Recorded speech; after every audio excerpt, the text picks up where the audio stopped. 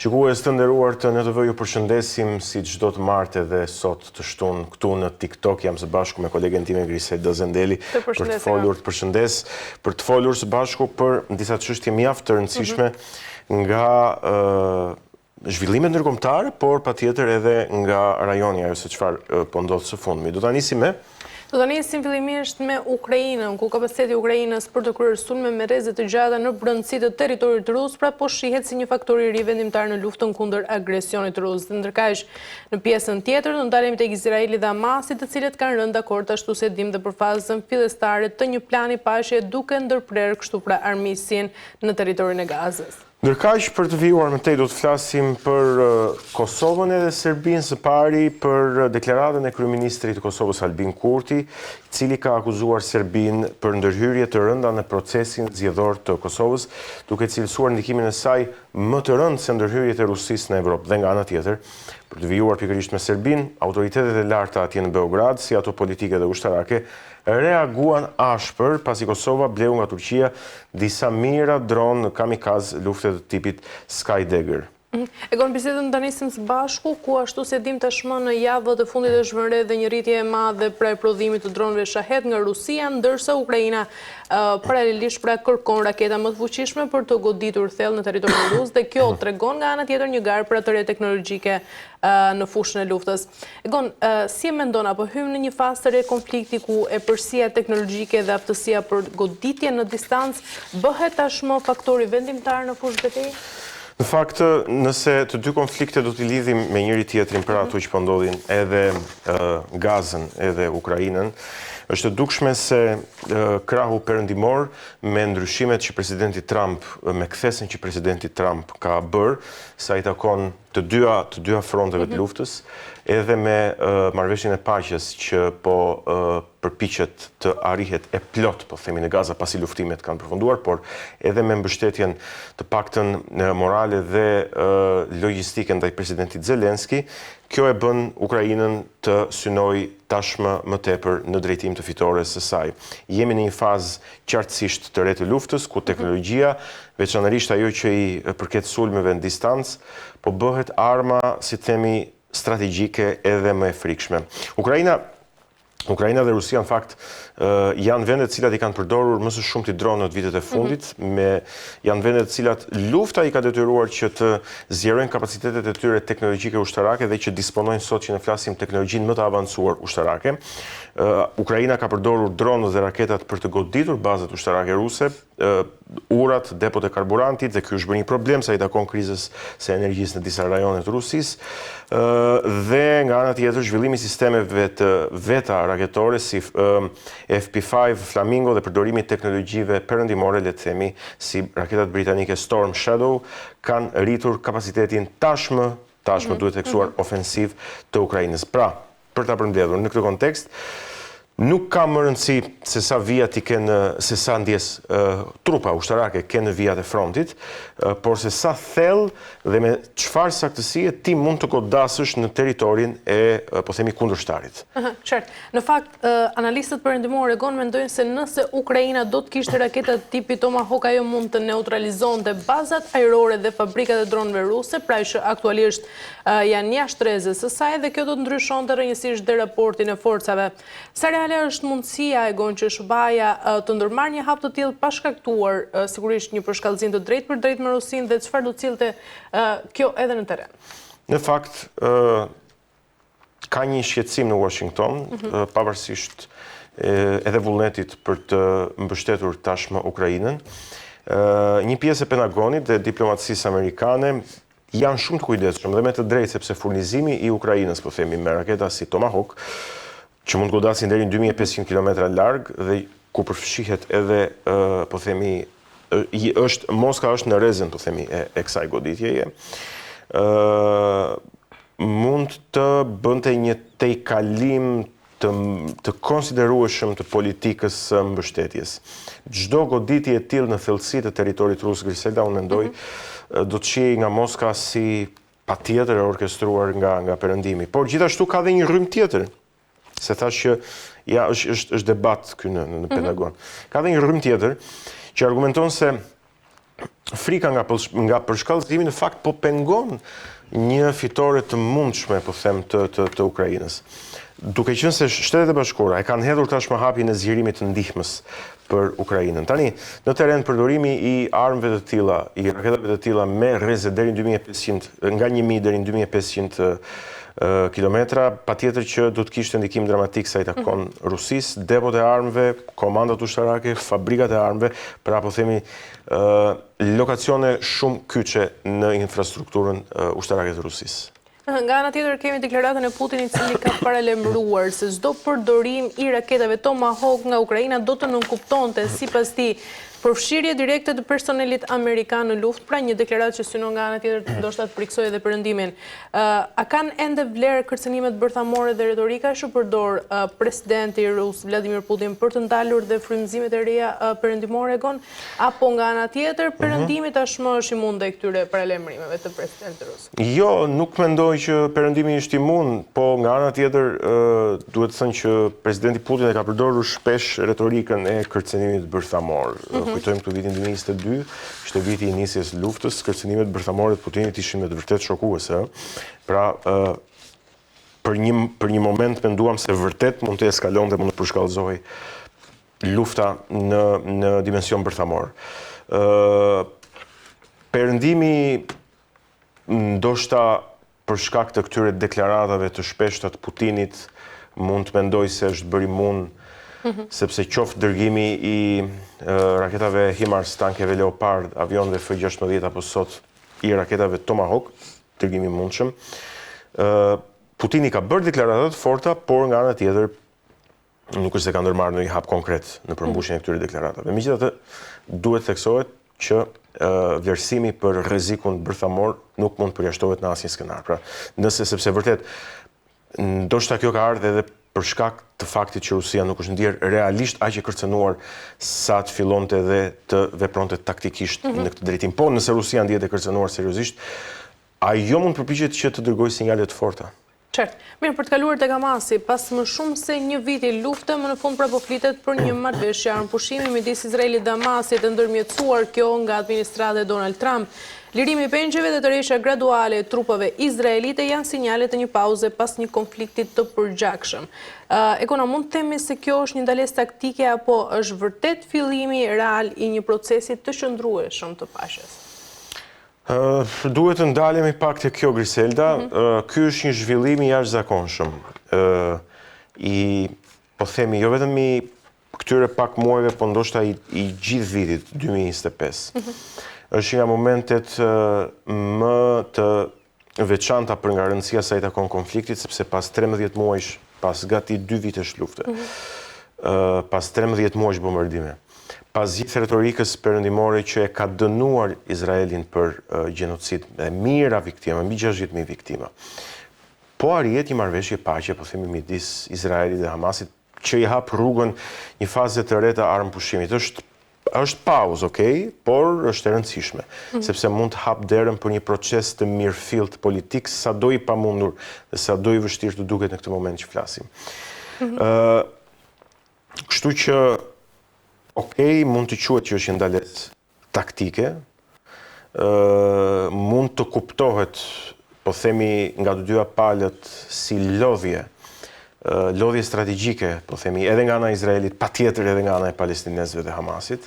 Izraeli ka presion të brendshëm për të ndaluar humbjet dhe tërheqjen graduale të trupave, si dhe rikthimin e pengjeve, ndërsa Hamasi, patjetër, përveç faktit që ka izolim ndërkombëtar përballë dhe me një situatë katastrofike humanitare në Gaza. Megjithatë, ka sinjale që kjo ndalesë taktike mund të themi të evolojë, sepse për herë të parë është pranuar ideja e çarmatimit të Hamasit, një gjë që edhe ne vetë dim këtu se e kemi komentuar edhe me të ftuarit tanë, që ishte e pamendueshme të konceptohej pak kohë më parë.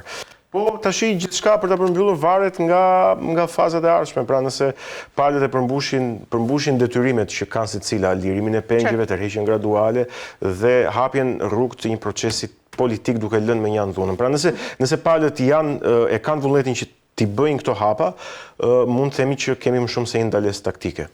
Në fakt tregon Trump ka premtuar jo vetëm ndërmjetësim, por edhe ndihmë për rindërtimin e Gazës. Në të kaluarën planet e paqes në linjën e mesme janë rrëzuar sigurisht pra nga mungesa e zbatimit praktik. Çfarë bën e gon këtë marrëveshje ndryshe dhe SBA ka realisht kapacitetin politik për të garantuar edhe rindërtimin e Gazës? Po nuk e di se kush mund ta ketë më shumë se sa Shtetet e Bashkuara të Amerikës, po themi këtë kapacitet. Kapacitetin së pari për të ndërhyrë, siç bëri, dhe kapacitetin pastaj për të nisur për të ndërmjetësuar procesin politik dhe për garancitë e sigurisë nga të dyja palët. Pra, e veçanta e kësaj marrëveshje është pikërisht ndërhyrja e fortë e presidentit Trump, i cili përveç se detyrës së tij në zyrën ovale është edhe një pro-izraelit i vendosur, gjithë administrata e tij dhe miki i Netanyahut. Po nga ana tjetër duket se presidenti Trump ka ose përpiqet shumë seriozisht që të fitojë dhe simpatinë e botës muslimane. Pra po përpiqet që të jetë vërtet një pikë ekuilibri midis të dyja palëve, edhe izraelitëve dhe palestinezëve, ose të paktën botës muslimane që advokon interesat e palestinezëve. Në këtë kontekst ka shpresa, duket gjë e mirë, pra duhet të jemi patjetër optimist, por thash që ky proces ka ende shumë pikë pyetje, sepse shumë çka varet nga mënyra se si palët do të sillen. Mirë, ne mbyllim këtu këtë bisedë së bashku, ndjekim insertin dhe rikthehemi me të ftuarin. Kapaciteti i Ukrainës për të kryer sulme me rrezë të gjatë në brendësi të territorit rus po shihet si një faktor i ri vendimtar në luftën kundër agresionit rus. Perëndimorët planifikojnë se nëse Kievi do të kishte në dispozicion rakesa me ngërkesë më të madhe, si për shembull Tomahawk, Ukraina do të mund të shkatronte objektive kyçe ushtarake ruse, përfshirë fabrikën e dronëve Shahed dhe bazën ajrore në Saratov, prej nga Rusia lëshon raketa kundër Ukrainës. Sipas Institutit për Studimet e Luftës, Rusia ka zgjedhur dukshëm prodhimin e dronëve Shahed, duke rritur numrin e sulmeve ajrore. Në shtator 2025, mesatërisht 187 dronë janë përdorur çdo natë, krahasuar me vetëm 83 në janar. Në disa raste sulmet kanë përfshirë mbi 500 dronë brenda një nate. ISU vlerëson se mbi 1900 objekte ushtarake ruse janë brenda rrezës së raketave Tomahawk me distancë prej 2500 kilometrash, çka do t'i mundsonte Ukrainës të godas drejt për drejt rrjetin logjistik që mban ushtrin ruse në vijën e frontit. Ukraina ndërkohë ka nisur prodhimin masiv të raketës së vet FP5 Flamingo me rrezë veprimi deri në 3000 kilometra dhe bomba shpërthyese prej 1050 kilogramësh, por sistemi FP5 Flamingo mbetet ende në fazë testimi dhe kërkon kohë për prodhim të mjaftueshëm për përdorim të gjerë. Presidenti rus Vladimir Putin ka reaguar ashpër ndaj mundësisë që SBA të furnizojë Ukrainës me raketa Tomahawk, duke paralajmëruar se personeli amerikan do të përfshihet drejt për drejt në sulmet ukrainase. Ai e quajti një gjë të tillë shkallë të re për shkallëzimi, por shtoi se kjo nuk do ta ndryshonte gjendjen në fushën e tij. Por pasojat të mundshme politike dhe ushtarake do të jenë nga pikpamja analitike mund të thuhet se dërgimi i raketave Tomahawk në Ukrainë mund të shkaktojë një përshkallëzim të ri të konfliktit, duke zgjeruar luftën përtej territorit të Ukrainës. Mirë, për këtë çështje kemi kënaqësinë të diskutojmë me zotin Lutfi Bilalli, që kemi në lidhje të drejt për drejt. Përshëndetje dhe faleminderit që jemi sërish së bashku. Ju përshëndes. Përshëndet. Në fakt keni bërë dhe një status, një reagim në rrjetet tuaja sociale pikërisht për çështjen e raketave me rrezë të fuqishme që tashmë Ukraina ka marrë guximin dhe po ja kërkon Shteteve të Bashkuara të Amerikës. Po çështja qëndron kështu që ndoshta çdo furnizim i ri nga Amerika për Ukrainën, si rasti i raketave Tomahawk, shihet nga Moska si një përfshirje e drejt për drejt. Apo kthehen tensione diplomatike në nivelin e atyre të luftës së ftohtë, si edhimi kësaj? Sigurisht çdo, mund të them, ngritje kapaciteteve ushtarake të palës ukrainase rrezikon që rusët të përdorin sigurisht potencial dhe atë që kanë në arsenalin e tyre, që jashtëzakonisht është shumë dimensional dhe me kapacitete jashtëzakonisht të forta. Këtu qëndron në rreziku.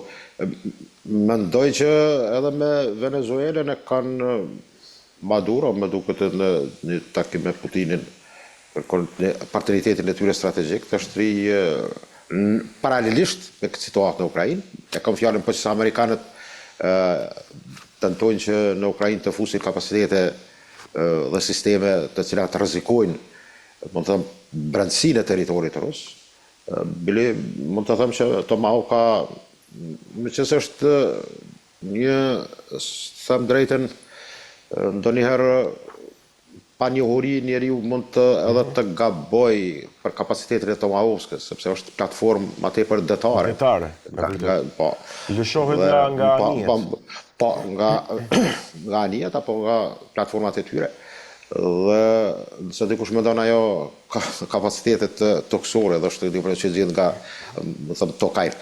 Por, mendoj që rusët tentojnë me Venezuelën, sepse është para invadimit Venezuela të trupave amerikane, mund të sjellin paralelet të njëjtë, po ashtu edhe me Kubën, duket që presidentin e tyre ose po them të përgatitin atë terrenin e kohës së acarimit ose para shpërthimit të një konflikti atomar sovjetiko-amerikan në kohën e Kennedit, ku rusët kanë tentuar, sovjetikët në atë kohë, kanë tentuar të sjellin armët atomare në Kubë, në petë në asoj anijes tregtare, dhe është seri e gjatë. Por si rivalitet mendoj që mund të shkojmë det një kanosje dhe një situatë më të rëndë që mund t'i afrohen edhe vetë amerikanëve. Dhe Oreshniku përmendet që në Venezuelë, po që se është stacionuar atër rrezja veprimit e tij nuk i duhet më tepër se dikon afër 12 minuta për të godititur Amerikan, territori Amerikan brenda. Por Tomahawk ka dhe ndërlidha me këtë situatë që mund të kemë pastaj tensionime që kundër përgjigje, ardha e Tomahawkave për të goditur Rusin për Ukrainën, apo mund të them ndoshta mund të përdoret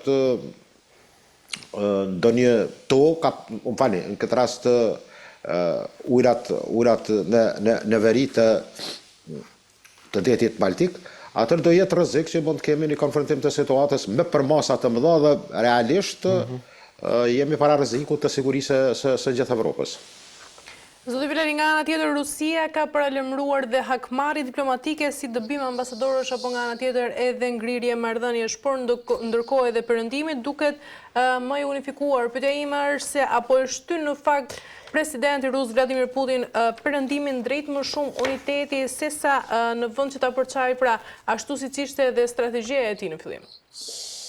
Thon drejtën, marrëveshja, atakimi i Alaskës nuk është dëmtuar, ndoshta është, mund të them, shkatruar tërësisht, por mendoj që për mendimin tim është treta, që ndoshta është një dakordonse e tillë edhe gjatë takimit Trump-Putin në Alaska. Nga se, po që se thash prap, është situatë ose kthimi i doktrinës Monroe atje afër fqinjve amerikan, atër mund të jetë edhe ndonjë marrëveshje. Por në aspektin diplomatik mendoj që kemi, edhe pse rusët janë të kujdesshëm në kundërpërgjigje ndaj deklaratave të Trumpit apo zyrtarëve amerikan. Nuk them që është një lojë, është një taktizim, por mendoj që edhe pse ndonjëherë, meqense ende nuk kanë bilet në takimet e Stambollit të delegacione, më të them, amerikane, në Arabi Saudite, por edhe në Turqi, në Ankara, kanë pasur temë bisedime palë amerikane dhe ruse për rivendosjen dhe tërë ato që i takon aspektit diplomatik në raportet SBA-Rusi. Ato mund të marrin formën e një përshkallëzimi, sidomos në atë që njëhet edhe ndoshta tërheqjen e ambasadës. Ky është akti ma ekstrem, ose komplet personelit e tyre në njërin apo shtetin tjetër. Mirë, por nuk e besoj këtë, sepse më duket që gjithë ky rrezik dhe tensionim i situatës ndoshta më shpejt mund vinë deri në tavolinën e bisedimeve. Por aspektet e tilla mendoj që edhe vetë deklarata Trumpit dje për arritjen e paqes në Gaza jep shumë shenja që po shkojmë nga një koalicion më duket Krishtero Romako me Islamin, Po. me muslimanët, Po. ndaj fuqisë dhe Euroganit kinezërus. Dhe duket janë shenjat e tilla, që se do ishte ndoshta zgjedhja më e mirë për interesat amerikane. Dhe mendoj që atë që potencuat jo në raport të marrëdhënieve diplomatike amerikane-ruse, nuk besoj. Ato kanale diplomatike veprojnë edhe sot. Bile mendoj që ka qenë para 3 javësh një deklarat duke të një zëvendës ministri të jashtëm rus, që thotë që jemi në koordinim me amerikanët rreth paqes në Ukrainë. Ato edhe sot, mendoj që edhe sot, plus, dua thëmë drejt, tu ja thëmë të drejtën që një bazë amerikane në Gjermani, një qyteti Gjerman, të çdo ditë kontaktet e inteligjencës amerikane dhe ruse janë, mund të thëmë, të përditshme. Qartë. Po nëse do të kthehemi pak në Rusi dhe do të shohim, do të përpiqemi të vlerësojmë, po themi, forcën, fuqinë politike të presidentit Putin. Si ndikon kjo në imazhin e tij, po them, brenda Rusisë, megjithëse kjo është pak e vështirë, sepse nuk kemi informacion të filtruar, po them, apo të paparagjykuar nga Rusia. Nëse për shembull do të kishim goditje nga Ukraina të disa bazave strategjike si në Jelabuga apo në Saratov, cili do të ishte imazhi i Putinit brenda Rusisë? Varet, po që se do ketë viktima kolaterale, ato që i përfshin jashtë domenit ushtarak, goditje ose baza që janë infrastruktura qoftë që përdoret për ato që përdoren për naftën apo furnizimin e makinerisë ruse. Mendoj sot për sot të ka një të gjitha trendet tregojnë që është njeri i pëlqyer në Federatën Ruse, kalon duket 70%, mos gaboj, afrohet aty 80%. Mund të ketë lëkundje dhe realisht mendoj që edhe në tekstin tim ku parapaqet Putini mund të rrezikohet në përqyeshmëri brenda Federatës Ruse, për momentin rusët kanë disa, mund të them, faktorë dhe elemente që mund të përjetojnë, mund të mbijetojnë atë që mund të planifikohet ndaj tyre, nga se 17 milion kilometra katror do të thosh një nënta botës dhe me territor. Dhe mendoj që mund të jenë edhe në sankcionime, mund t'i përballojnë gjithë këto masa, por përqyeshmëria mund të zvejet normal, po që se ka viktima dhe dame. Atëherë me siguri që populli mund të filloj të bie në pozicionin dhe të mendoj që forca ruse nuk është ajo që garanton jo vetëm për aneksim, pushtim të pjesëve të Ukrainës, por ta mbrojë edhe territorin e vet. Dhe kjo mund gjë dhe do të ishte një goditje jo vetëm morale, po faktikisht të njerëz mund të kenë ndikim psikologjik që në këto momente mendoj që atëherë do kemi dëshma apo s'dëshën rusët do vinë deri te tavolina e bisedimeve, sepse mendoj që presioni i tillë dhe ballansat e tilla, them drejtën, Ukraina ka plotësisht drejt, sepse ndërkombëtarisht është një shtet i njohur, antar e AKB-s, bili ka kontribut në themelimin e Organizatës së Kombëve të Bashkuara dhe është goditur, është sulmuar nga një vend fqin, dhe goditja brenda territorit rus në këtë rast është plotësisht mund të them normale dhe drejt. Edhe pse luftat nuk janë normale, them drejtën, por për këto momente mendoj që rejtingu dhe populariteti i Putinit do jetë mund të them do vetë në pikpyetje, por ende jemi larg mendoj në këtë fazë, sepse shihni ju përmendet në emisionin në ciklin e parë raketën Flamingo, e cila nuk prodhohet tash. planifikohet të futet në prodhim, dhe ky prodhim mos zgjat, mendoj që spaku para një vite gjysmë nuk mund të vihet në përdorje. Dhe një vit e gjysmë është shumë, sa pritën. Qartë, zoti Blali, nga njëra anë SBA po përpiqet të shmotëruaj ekuilibrin e ndihmave, ndërsa nga ana tjetër kemi Rusin pra që po kërkon më shumë mbështetje sigurisht nga Irani dhe Korea e Veriut. Pyetja është nëse apo formohen tashmë dy blloqe të reja globale, pra një perëndim liberal kundër një lindje autoritare dhe a mundet që kjo luftë të jetë preludi i një rendi të ri botëror? Sakt. Me që kemi hyrë në këtë fazë, do thotë, polet janë të ndara, dhe më nuk ka ndonjë ndoshta, një pikë pyetje, po kjo është realitet, është fakt. Dhe mendoj që kemi edhe këtë ndarje, dhe mendoj që ajo në një farë mënyre që është arritur në takimin e Trumpit me vendet arabo-islame, është edhe një shenjë që ka lënë dimenzionin për të i Gaze. Nga se, thot drejtë e civilizimi evropian, më fani perëndimor, që nuk kupton shtëriat Evropa, është, më të thëmë në atë stadin e vetë ku do ka filluar të atë pjetën e saj. Do njëherë njerëz nuk kanë dëshirë të thojnë realitetin, ta pranojnë realitetin vërtet. Mendoj që rivali vetëm i cili mund të sfidohet kundër amerikanëve janë kinezët dhe fuqia kineze.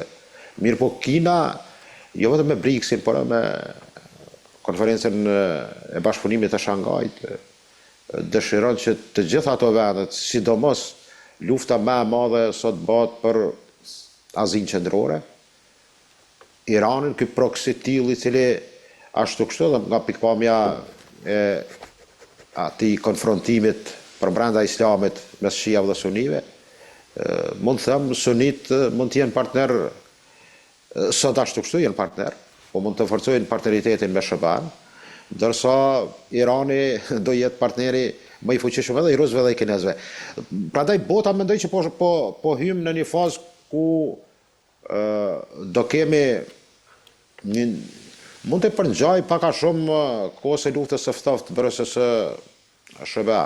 Dhe mendoj për koncepti tash, kur flasim për perëndim, kryesisht flasim për Amerikën, edhe pse nuk do të harrojmë fuqinë britanike dhe franceze, e cila thonë drejtën është e zbedhë dhe nuk mund të jap më tepër. Përpos asaj që gjermanët kanë kapacitete dhe fuqi, dhe mund të them e kanë atë traditën e të durueshme dhe të zellshme që të arrijnë kapacitetet aty ku ka qenë dikur Gjermania. Jo inshallah në aspektin e nazizmit, por të asaj që mund të jetë një forcë nesër që, meqense gjermanët nuk besojnë as amerikanët, as britanikët, dhe kështu që rusët jo si jo, dhe mendoj që do jetë një situatë jashtëzakonisht interesante. Me një fjalë, bota po shkon në ndarje definitive dhe faktike të blloqeve ku nuk dihet se ku do jesë disa pjesë, sidomos lufta bëhet edhe për Afrikë, për vende afrikane. Dhe kjo do jetë jashtëzakonisht një lojë që po ndryshon shumë, mirë po edhe që do rrezikon shumë të ardhmen. Do shta do jemi pak a shumë të rrezikuar edhe këtu në Ballkan. Qartë. S'kalojmë tani tek inserti i dytë që ka të bëjë pikërisht me marrëveshjen midis Izraelit dhe Hamasit dhe lojën e presidentit Donald Trump dhe kontributin e tij. Izraeli dhe Hamasi kanë rënë dakord për fazën fillestare të një plani paqe duke ndërprerë armiqësitë në territorin e Gazës. Presidenti i Shteteve të Bashkuara Donald Trump tha se pengjet e mbajtura në Gaza ka të ngjarë të lirohen të shtunën, si pjesë e fazës së parë të marrëveshjes së armpushimit midis Izraelit dhe Hamasit. Pengjet do të lirohen, ndoshta koha jon do të jetë shtuna. Tani për tani po ndodhin shumë gjëra me lirimin e pengjeve dhe ne besojmë se të gjithë do të kthehen të shtunën dhe kjo do të përfshijë trupat e të vdekurve, është shprehur më tej ai. Presidenti Trump ju referua gjithashtu rindërtimit të Gazës, i cili u shpreh se ne do të marrim pjesë në ndihmën e tyre për të pasur sukses dhe për të ruajtur paqen. Deklarata vjen disa orë pasi Trump njoftoi zyrtarisht marrëveshjen midis dy palëve, e cila përfshin shkëmbimin e pengjeve dhe të burgosurve dhe tërheqjen graduale të trupave izraelite nga ripi i Gazës. Ushtria izraelite njoftoi se shefi i forcave të armatosura, generali Zamir, urdhëroi forcat të jenë në gatishmëri të lartë operative për kthimin e pengjeve pas marrëveshjes së armpushimit me Hamasin. Kabineti i Sigurisë i Izraelit umblodh të njëjtën për të miratuar lirimin e të burgosurve palestinezë dhe pavarësisht kundërshtimit nga anëtarët e ekstremit të djathtë të qeverisë së koalicionit në pushtet, nuk ka gjasa të refuzojë atë. Mirë, zoti Bilali, sa është realisht merita e Trump në këtë proces dhe apo e përdoraj politikisht këtë marrëveshje? Sigurisht e përdor, dhe sidomos ai fiksimi i tij për çmimin Nobel është do të thotë diçka që shifet qartas, por çdo shpëtim i jetës së njerëzve është edhe në jetën e një njeriu është jashtëzakonisht, mund të them, ka një rësi të madhe. Dhe mendoj që në këtë aspekt ekziston merita e tij në këtë drejtim. Po flas për atë çka ka ndodhur në Gaza dhe çka do thotë ai gëzimi atyre inserteve të djeshme tregon flet vetë fakti, sepse ka ndodhur atje dikon 70.000 të vrarë, 160.000 të plagosur. Do thotë shikuar numerikisht statistika 10 deri në 12% e popullatës së Gazës është e varrosur, e vrarë apo e sakatusur. Dhe kjo tregon që është i merit, mund të them, nuk prish punë, çmimi Nobel është dhënë dhe personalitetet që ndoshta kanë qenë kontestuese në të kaluar për këtë çmim, por e rëndësishme është që merit, sepse flitet që mund ta ketë një vizitë në Gaza, ndoshta do jetë vizitë e lokalizuar, kuptohet aspektin e sigurisë dhe të atij terreni. Mirë, po nuk do të ketë masë që do ta përcjell, sepse dihet që në Gaza nuk largohet fryma e Hamasit për 5-6 muaj. Nuk dyshoj në këtë drejtim, sepse ata janë të formuar ideologjikisht në atë formë dhe njëri 5-16 vjeçar është i brumosur dhe këtu do jetë probleme dhe të implementimi. Besoj që Izraeli ka treguar shenja, duket është në pyetje për kufomin apo eshtrat e ish-liderit të Hamasit Yahya Sinaris dhe të vllaut e tij. Do thotë obstruksionet e tilla fillojnë qysh tash. Edhe pse në Kairo është arritur ai bashkëzim.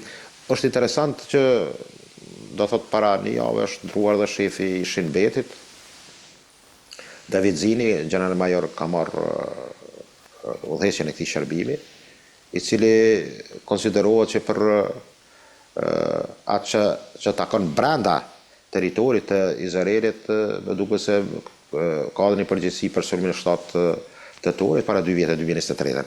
Dhe po them kështu si shërbim i cili ka jashtëzakonisht kapacitete të fuqishme brenda, por edhe jashtë me vendet arabe kryesisht, sepse operacionet e tilla më shumë i udhëheq Mossadi si shërbim që merret me aktivitete të jashtme dhe në distanca më larg territorit të Izraelit.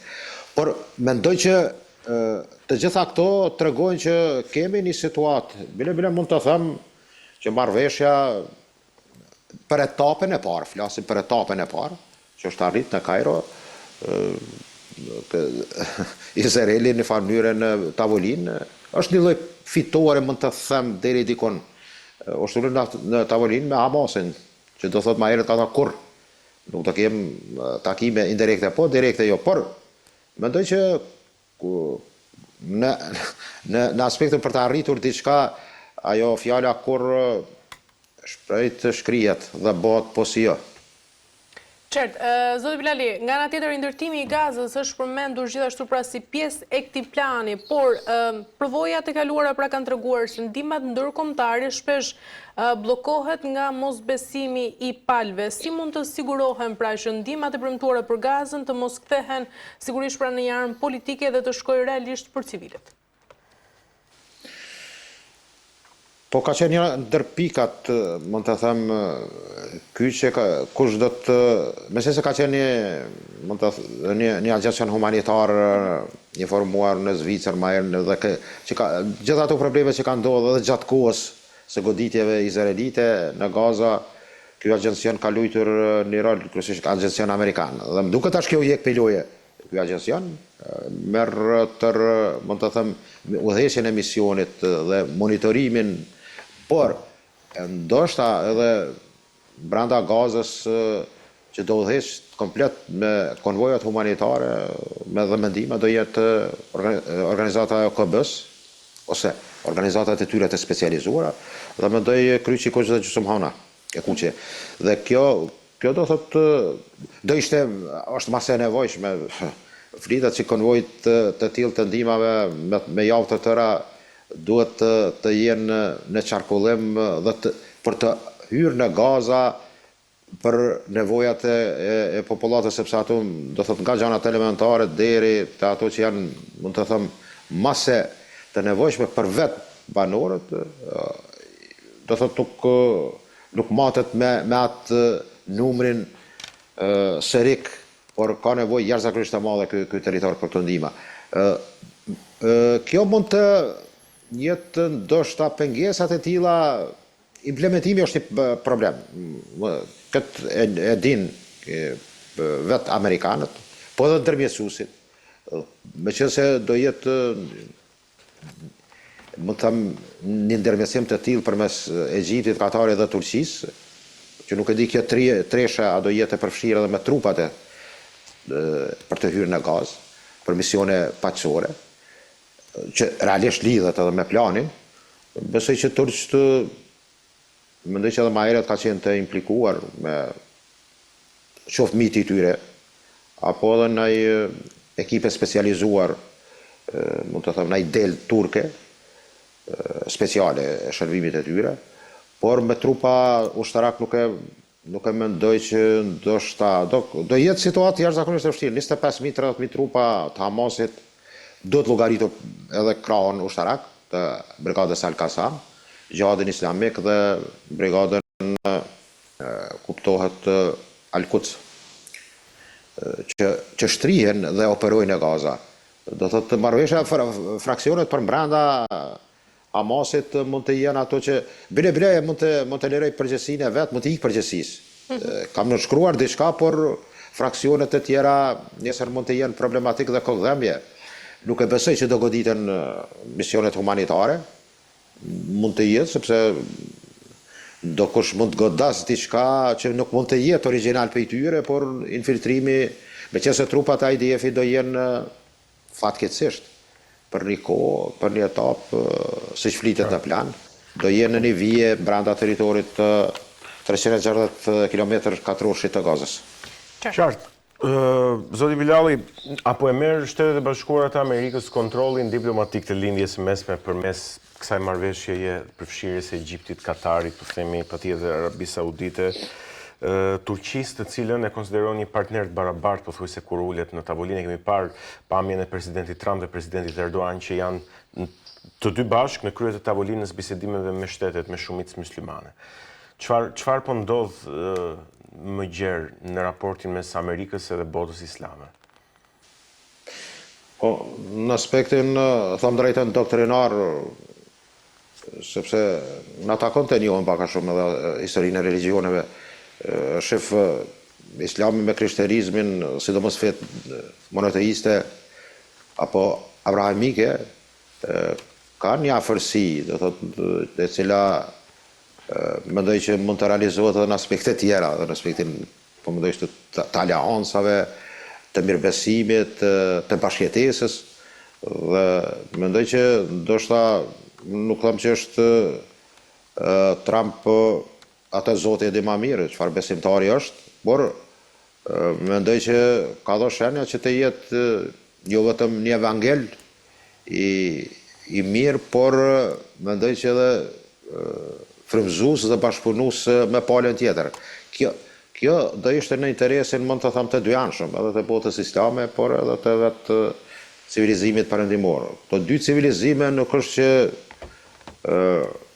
Bile është e çuditshme edhe nga studiues të shumt një konflikt dhe një hajde për shkak të formimit të shtetit të Izraelit, ndoshta ju është bërë me hile vendeve arabe, ndonjëherë edhe goditja kur është bërë nga Amerikanët, ndoshta që është e tepruar me vendet muslimane. Por, sidoqoftë, ajo historia që treguat jo me takimin e teqes arabo-islame në krye të gjakut Trump dhe Erdogan, flet shumë. Të ekzistosh sot në këtë konstelacion të zhvillimeve botërore, ke vlerë vetëm nëse je i fuqishëm. Në botën islame kjo ka qenë dobësi, sot nuk mund të flasim kështu. Kemë situatë të ndryshuar, shumë të ndryshuar.